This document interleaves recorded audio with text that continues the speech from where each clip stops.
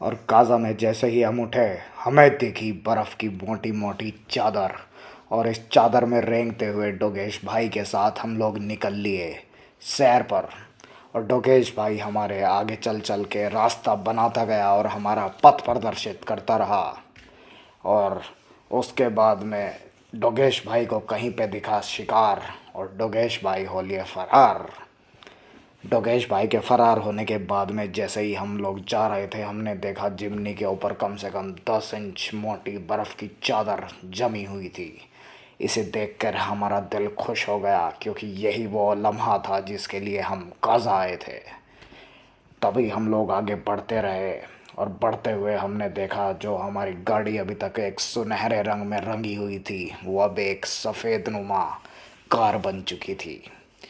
और हम लोग अपने कार के पास आके जैसे ही हमारी रस्सी को चेक करने के लिए पहुँचे, तो देखा वो रस्सी भी जम चुकी थी। लेकिन रस्सी टाइट थी, वो अभी तक खुली नहीं थी। हमारे पास नहीं थी स्नो चेन, तो हमने बांधी अपनी रस्सी और निकल लिए सैर पर। और जैसे ही यहाँ पर हम लोगों ने बर्फ़ को टायर के ऊपर देखा, हमारा दिल गदगद होने लगा।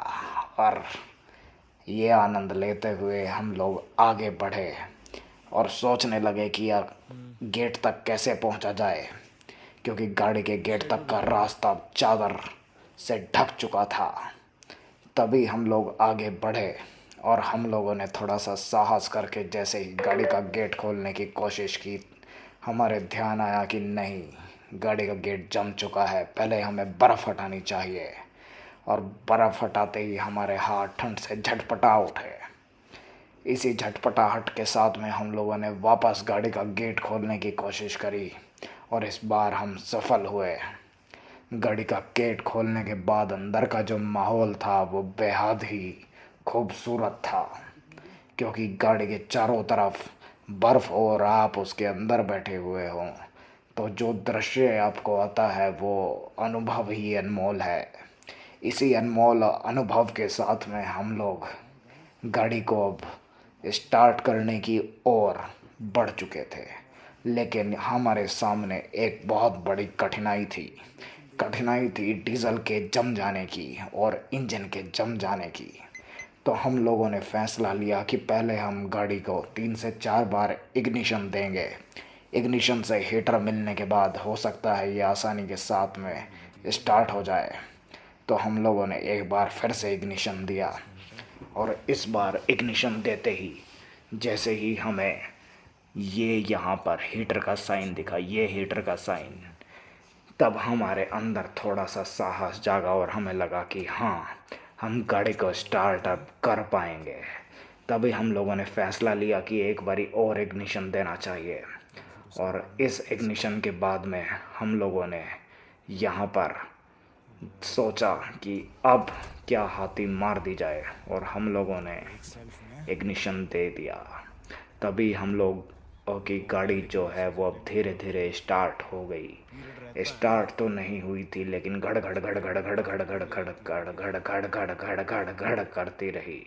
इसी घड़घड़ाहट के साथ में बर्फ़ भी तेज हो चुकी थी और सामने जो बर्फ़ पिघली थी वो भी वहीं पर जम चुकी थी।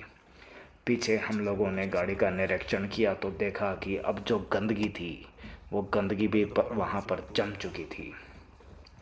आगे हम लोग गाड़ी का निरीक्षण करने के लिए उसके पीछे आए और देखा कि यहाँ पर क्या क्या जमा हुआ है।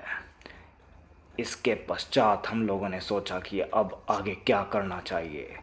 यही हम अभी तभी सोच ही रहे थे कि गाड़ी के अंदर इतनी देर में काफ़ी बर्फ़ जमा हो चुकी थी। इसी जमा हुई बर्फ़ को लेकर हम लोगों ने अब फैसला लिया कि अब हमें हिम्मत करके गाड़ी के आगे भी पहुंचना चाहिए और वहां से भी निरीक्षण करना चाहिए। इसी निरीक्षण करते समय हम लोग आगे बढ़े और अपने विजय पथ पर पहुंचे। विजय पथ पर पहुंचने के बाद में हम लोगों ने जो पल्ली गाड़ी के ऊपर डाली हुई थी, पल्ली यानी कि प्लास्टिक की एक पतली सी चादर, उसको हटाने का हम लोगों ने फ़ैसला लिया। तभी हमने देखा कि रेडिएटर की हीट की वजह से रात जो बर्फ़ पिघली होगी वो भी वहीं पर जम गई थी। और ये हम लोगों ने अपनी पल्ली जैसे ही हटाई, वह पर अपने आप चल गया। वाइपर के अपने आप चलते ही वो बंद भी हो गया था और सामने हमारा शीशा भी क्लियर उसने कर दिया था। तभी हम लोगों ने अपनी प्लास्टिक की जो पल्ली थी वो हटाई और यहाँ पर गाड़ी का आगे से निरीक्षण करने लगे। निरीक्षण करते समय हम लोगों को ज्ञात हुआ कि यहाँ पर आगे भी काफ़ी बर्फ़ जो है वो टायर के पास जम चुकी है। हम लोग वहाँ पे आए तो देखा वहाँ पर मड फ्लैप जम चुका था और बर्फ़ काफ़ी नीचे तक आ रही थी जमी हुई। हमने सोचा बर्फ़ को जमने देते और हम निकल लेते हैं एक सैर पे।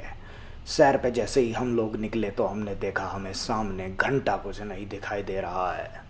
यही सोचते हुए हम लोगों ने अब वापस मुड़ने का फ़ैसला किया और वापस मुड़ने के लिए हम लोगों को अब गाड़ी के मुड़ने की जगह कहीं पर खोजनी थी, क्योंकि आगे कुछ भी नहीं दिखाई दे रहा था। कैमरे में तो अभी भी आपको बहुत कुछ दिखाई दे रहा है, सामने छोटी छोटी परत दिखाई दे रही है, लेकिन ये आँखों को चुंधिया देने वाली बर्फ़ के कारण हम लोगों का आगे बढ़ना काफ़ी मुश्किल हो चुका था। तभी हम लोगों को एक खोपचा दिखा।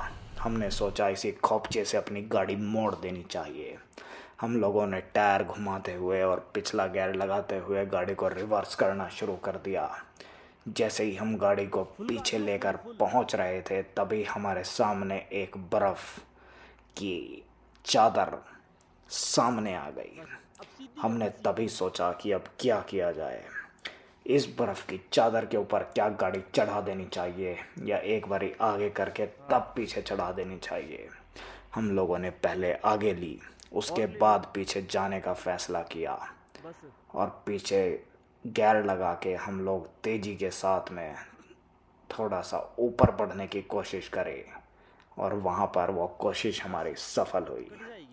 अब हम उस मोटी चादर के ऊपर थे और गाड़ी का स्टीयरिंग हम लोगों ने सीधे हाथ पर मोड़ते हुए आगे आने लगे। तभी हमारे सामने बर्फ़ की ये दीवार चट्टान बनकर खड़ी हो गई।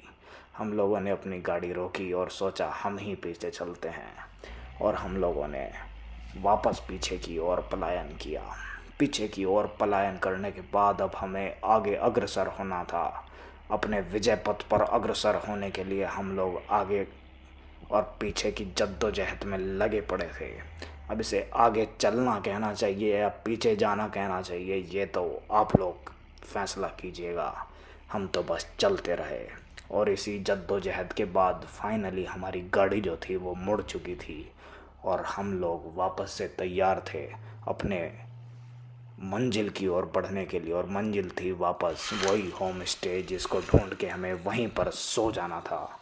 और हम लोगों की गाड़ी चुंधियाती हुई, लाइट मारती हुई आगे बढ़ रही थी और इसी आगे बढ़ने के साथ साथ में हम लोगों का अगला सफ़र कहाँ का था ये बताएंगे आपको अगली वीडियो में। इसी के साथ जय बाबा की।